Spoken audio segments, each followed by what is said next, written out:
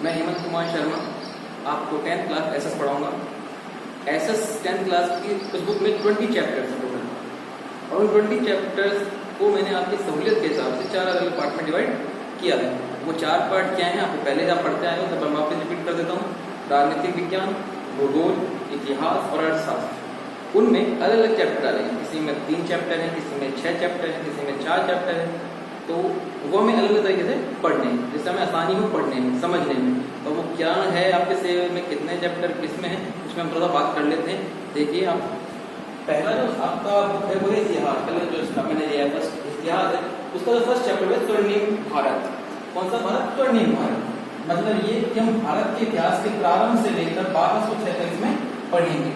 1206 मतलब है कि जब भारत में सल्तनत काल स्टार्ट हुआ, उससे पहले इसमें पढ़ेंगे। हम इस चैप्टर में मौर्य काल, गुप्त काल, हुणों को, कुषाण और अलग अलग वंशों को उसमें पढ़ेंगे जो भारत में आए, भारत के इतिहास में जिनका संबंध रहा है।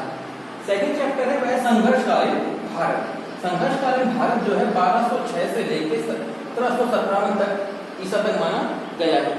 यहाँ पर सल्तनत काल, फिर मुगल काल, उसके बाद भारत में जब अंग्रेज आए और अंग्रेजों का या मुगलों का या सुल्तानों का, तो भारत के शासकों ने जो संघर्ष किया उसके बारे में हम इस चैप्टर में पढ़ेंगे।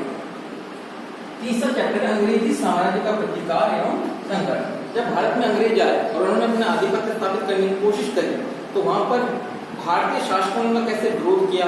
जब भारतीय जो क्रांतिकारी थे या आंदोलनकारी थे, उनका विरोध महात्मा गांधी हैं, वीर सावरकर हैं, या और अलग जो शासक हुए क्रांतिकारी तो करेंगे, इसमें हम पढ़ेंगे। इसमें जनजातीय आंदोलन पढ़ेंगे हम, इसमें हम किसान आंदोलन पढ़ेंगे, जो आपको बहुत मजा आएंगे पढ़ने में इस चैप्टर के अंदर। चौथा है विश्व का इतिहास। हम विश्व के इतिहास में विश्व की कुछ महत्वपूर्ण घटनाओं के बारे में पढ़ेंगे जिसने विश्व के इतिहास को बदल के रख दिया, जैसे औद्योगिकरण, ठीक है। इसके अलावा कुछ बहुत जबरदस्त आविष्कार, जैसे ट्रेन है आपका, भाप का इंजन है, या और कताई मशीन है, ऐसे बहुत सारी जो जिसने पूरे इतिहास को ही बदल कर दिया विश्व के को। इसके अलावा कुछ ऐसे देश जिनके एकीकरण ने विश्व के पूरे इतिहास को बदल कर रख दिया, हम उसके बारे में इस चैप्टर में हम पढ़ेंगे। सेकंड जो पार्ट है आपके एसएस का, वो है आपका राजनीतिक विज्ञान। राजनीतिक विज्ञान में 3 चैप्टर है आपके। फर्स्ट है लोकतंत्र। हम इस लोकतंत्र के अंदर लोकतंत्र की परिभाषा, उसका विभाजन, उसके बारे में अलग अलग जो विचारक हुए उन्होंने क्या कहा है, क्या उसके गुण बताए हैं, क्या उसके दोष बताए, और कौन कौन और विचारक हुए जिन्होंने उनका सपोर्ट किया, उसके बारे में इस तरह में हम पढ़ेंगे। वो है लोकतंत्र। इसके बाद सेकंड चैप्टर है सेंट्रल गवर्नमेंट, मतलब केंद्र सरकार। हम केंद्र सरकार में राष्ट्रपति, प्रधानमंत्री, उसकी मंत्री परिषद, उनके कार्य, उनके कार्यों की सीमाएं, उनके आपसी तालमेल के बारे में इस चैप्टर में पढ़ेंगे। थर्ड चैप्टर जो है वो है राज्य सरकार। राज्य सरकार में हम पढ़ेंगे राज्यपाल को, हम पढ़ेंगे मुख्यमंत्री को, हम पढ़ेंगे मुख्यमंत्री की मंत्री परिषद को। सेम वही उनके कार्य पढ़ेंगे, उनकी शक्तियां पढ़ेंगे, उनकी सीमाएं पढ़ेंगे।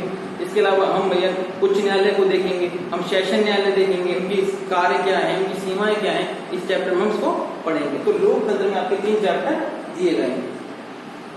थर्ड पार्ट जो है वो है भूगोल का। भूगोल में पहला चैप्टर है जल संसाधन।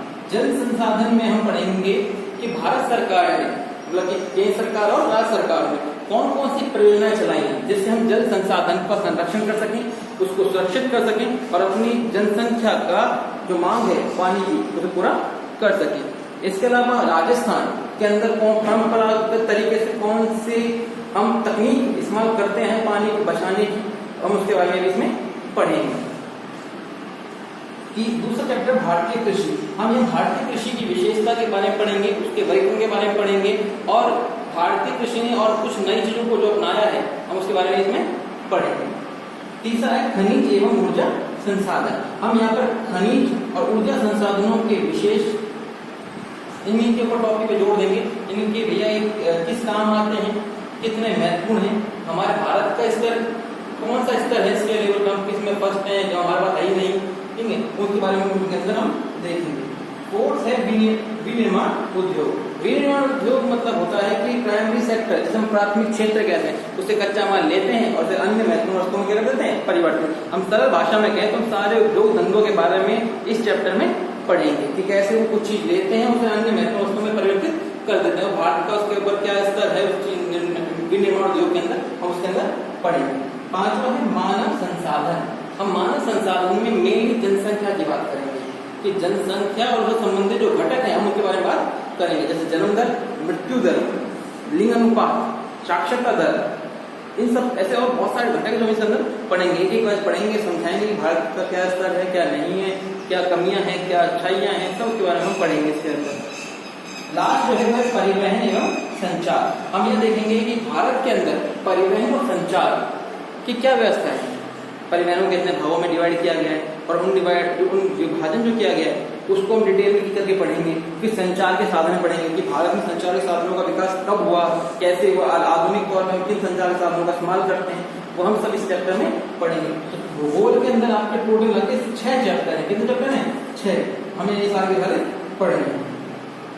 फोर्थ पार्ट जो है आपके एसएस का वो है अर्थशास्त्र, जिसके अंदर पहला चैप्टर है आर्थिक अवधारणा एवं नियोजन। हम इस आर्थिक अवधारणा के अंतर्गत कुछ ऐसे अवधारणाएं पढ़ेंगे जो बहुत जरूरी है अर्थशास्त्र के अंदर, जैसे राष्ट्रीय आय, प्रति व्यक्ति आय, सकल घरेलू आय और बहुत सारी चीजें पढ़ेंगे और उन सबका नियोजन कैसे किया गया है, नियोजन मतलब मैनेजमेंट कैसे किया गया है।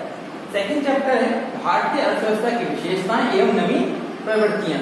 हम पढ़ेंगे कि भारतीय अर्थव्यवस्था की क्या विशेषता रही है, क्या एनआई रही है, क्या पीसीआई रही है, क्या जीडीपी रही है, बढ़ी है, घटी है, सब उसके बारे में हम पढ़ेंगे और क्या हमने उसमें नई जो चीजें तकनीक अपनाई जिससे भारतीय अर्थव्यवस्था का विकास हो सके। इसके बाद हम पढ़ेंगे थर्ड चैप्टर भारतीय अर्थव्यवस्था के समक्ष चुनौतियां, कि भारतीय अर्थव्यवस्था के सामने हमने कौन कौन सी चुनौतियों का सामना करना पड़ा है। जैसे मैं आपको बताऊं, मुद्रास्फीति है या अपस्फीति है, गरीबी है, बेरोजगारी है, अशिक्षा है, ये सारी समस्या हमारे सामने हैं और उसका सामना हमने कैसे किया है इसके बारे में इसमें पढ़ेंगे।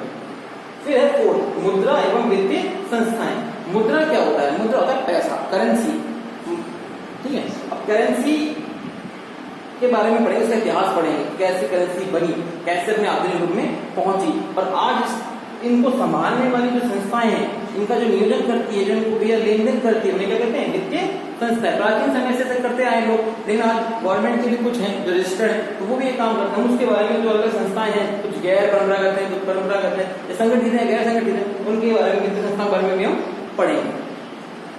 पांचवा चैप्टर उपभोक्ता एवं विधिक जागरूकता तथा RTI। हम पढ़ेंगे उपभोक्ता के बारे में। जो हम सब लोग हम सुबह शाम तक कई सारी चीजें यूज करते हैं तो हम उपभोक्ता कहलाते हैं। हम कोई चीज का यूज करते हैं, उसका उपभोग करते हैं तो हमें उपभोक्ता के रूप में से इसको पढ़ना है, ठीक है। तो हमें कैसे लोग जो दुकानदार हैं वो हमें ठगते हैं, हमारा शोषण करते हैं, उसके बारे में बताया गया है। तो उसमें हमें बचाने के लिए भारत सरकार ने क्या क्या रूल बनाए, क्या हमें अधिकार दिए हैं, उन सब के बारे में इसमें हम पढ़ेंगे। और सरकार ने लोगों के अधिकारों की जानकारी देने के लिए क्या किया है, मतलब विधिक जागरूकता लोगों में पहुंचाने के लिए क्या किया है, सेंट्रल गवर्नमेंट ने क्या किया है, स्टेट गवर्नमेंट ने क्या किया है, ठीक है, उसके बारे में पढ़ेंगे। और साथ में सबसे इंपॉर्टेंट टॉपिक जो RTI है, हर साल पेपर में आता है, RTI राइट टू इंफॉर्मेशन, सूचना पाने का अधिकार, ये हमेशा आता है। इसके बारे में हम डिटेल में पढ़ेंगे। तो ये आपके टोटल 4 टॉपिक में मैंने डिवाइड कर दिया आपकी बुक को। इसके अलावा 2 चैप्टर और हैं, 2 नंबर के क्वेश्चन आते हैं जहां से। पहला है सड़क सुरक्षा एवं शिक्षा, सड़क सुरक्षा शिक्षा, ये चैप्टर है। तो हमें यहाँ पर सड़क पे होने वाले हादसों, सड़क पे चलते समय किन रूल रेगुलेशन को फॉलो करना चाहिए, क्या रूल हैं जिन्हें फॉलो करके हम अपनी सुरक्षा, दूसरी सुरक्षा को ध्यान रख सकते हैं, इसके अंदर हम पढ़ेंगे। इसके अलावा जो लास्ट चैप्टर हम पढ़ना है वह स्वच्छता एवं ठोस कचरा प्रबंधन। आज का जो समस्या हम देख रहे हैं, कोरोना जैसी महामारी देख रहे हैं, उसके समय देखते हुए ये लेसन बहुत इंपॉर्टेंट है, जहाँ हमें स्वच्छता एवं ठोस कचरा प्रबंधन को ध्यान में रखना चाहिए। हम इस चैप्टर में इसको पढ़ेंगे, ढंग से पढ़ेंगे, डिटेल में पढ़ेंगे, आपको मजे आएंगे पढ़ने में, ठीक है। ये तो था आपका पूरा सिलेबस जो हमें साल भर में से पढ़ना है। अभी देखते हैं गवर्नमेंट इसमें से कितना काटती है, समय हमारे पास कम रहेगा, पेपर होने होंगे, उस समय गवर्नमेंट 30% के हिसाब से काटेगी, कौन से लेसन को रखेंगी, कौन से लेसन को नहीं रखेंगी।